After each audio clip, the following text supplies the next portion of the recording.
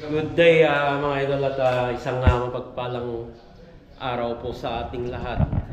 So bale pang day 3 po kami ngayon dito sa aming bagong project dito sa Lee Garden, Solano, Nueva Vizcaya. Silipin natin mga idol yung accomplishment at yung mga ginagawa pa ng tropa. At saka yung mga konting problema naman na kinaharap namin dito po. So unahin na natin dito sa Kisame, yung installation po nila ng board dati mga idol ay walang U-cut po. So okay na po lahat itong Kisame po. So namasilyan na po ito kahapon, then pinagrind na natin katulad po nito. Nag-grind na po ito kanina, and then nag-primer kami ulit. Saka namin binatakan po ulit So watak sarado po yung ginawa namin dito. Then ganun din po yung mangyayari dito sa labas. Yan halos yung Kisame ay okay na po ito lahat. Yan, namasilyan na po lahat. Pero lang po dito sa may kitchen area po, sapagkat sisilipin muna namin sa taas mga idol, sapagkat kaninang umaga pagdating namin dito ay basang-basa po itong area na ito. Lahat po dito sa may Kisame ay basang-basa po iyan. Sisilipin namin yung kung saan yung tumutulo dito po. So diyan pa yung bakas ng tulo. Ayun. So akyatin namin yan bukas mga idol at dadala kami ng hagdanan. Then isa sa mga problema dito mga idol ay ito. Hindi po talaga pantay yung sa palitada at saka dito sa may hamba. So ito yung isa sa mga problema namin dito ngayon po. So ang ginagawa namin mga idol para pumantay lamang po ito, pina-grind ko po ito ng diamond cap para pumantay lang. So lagpas sigit 5mm or 6mm mga ganun po yung lagpas ng palitada. Yung iba ay pantay naman, pero yung ibang part nito ay lumagpas. So lahat po ng hamba mga idol ay ganun po yung nangyari po.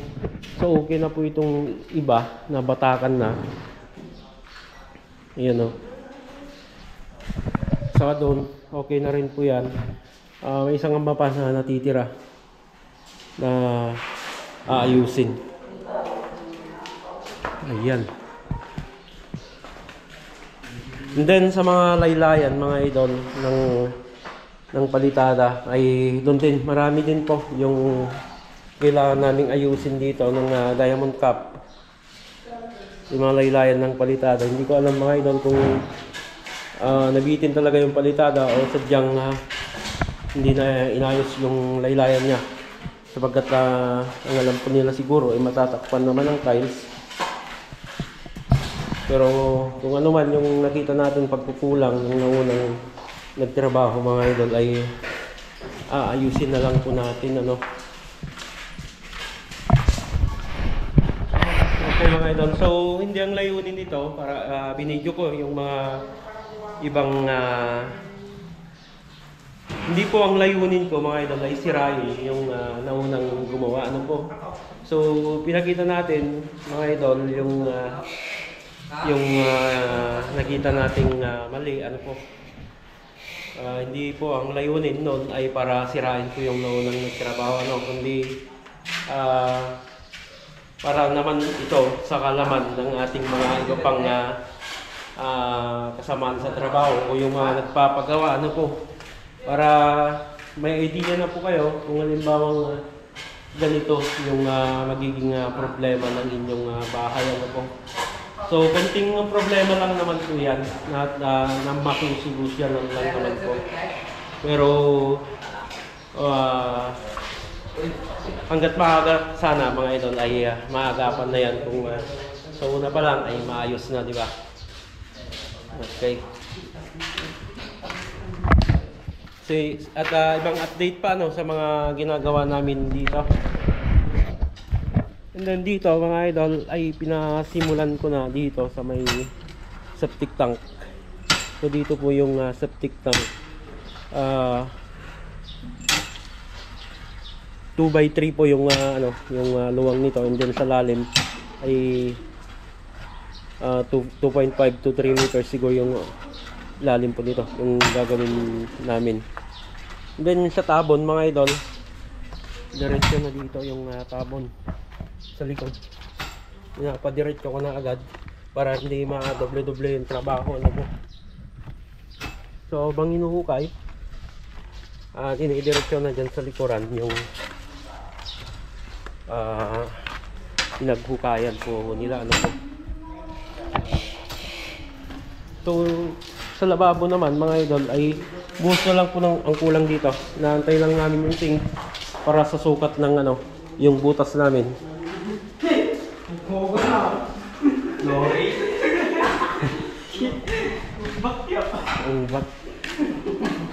So dito naman sa kwarto na room na ito mga idol ay nalihan na po ito. Pag naliha po dito sa taas, primer na to para makita natin yung iba pang tama maski po dito nabatakan na sa may wardrobe area. And then dito sa labas ay pinapatanggal na natin yung eyesore dito mga idol, yung waste at saka yung mga tambak. Yan, pinapapantay ko na po ito, papapantay na. So nagdagdag tayo ng mga estudyante na mga kasama na gagawa dito. So yung mga kinuha natin mga idol ay nasa 18 years old naman para hindi tayo matamaan ng child labor po. So ito lang naman yung gagawin nila. Hukayin ito, itatabon na dun sa malalim.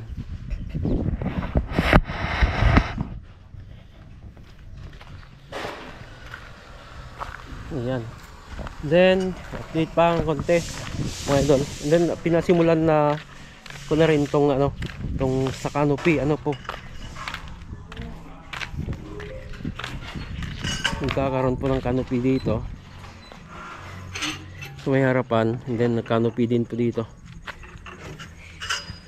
Yung lapad niyan mga idol ay 40 cm ya bayaw. 40 cm. Saka ito, yung na-vlog naman na natin ito kahapon mga idol. Ito yung dadaanan ng tubo, and then yung hukay para sa mga catch basin ganun din po sa kabila.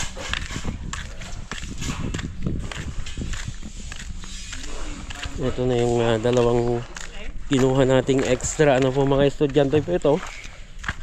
Tulong sa kanila at tulong na rin sa kanilang mga magulang yung sasahurin nila.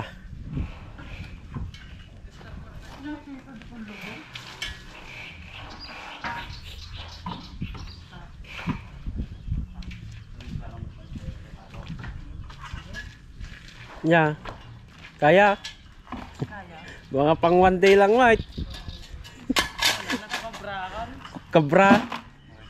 Nagsimula na rin pong mabatakan ito Mag-primer, and then batak ulit.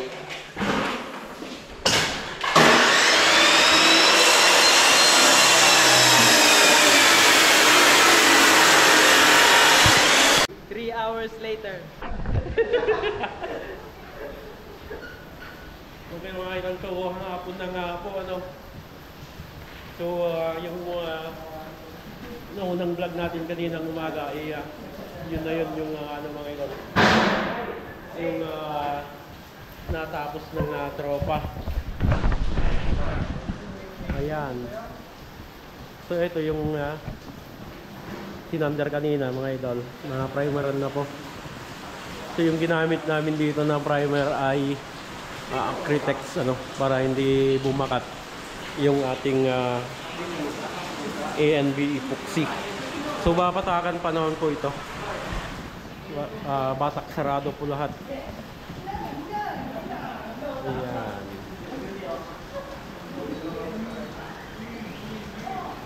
Then may problema tayo dito mga idol. Inabutan na kami ng ulan dito. At ganito pala to pag malakas yung ulan. So bukas ito yung first na papagawa ko sa tropa, no. Sisilipin namin sa taas. Wala kasi yung tuntungan namin. Malakas yung tulo niya mga idol. Hindi natin malaman kung bakit nakapagkisame sila ng hindi maayos yung bubong ano po. So sisilipin po natin yan.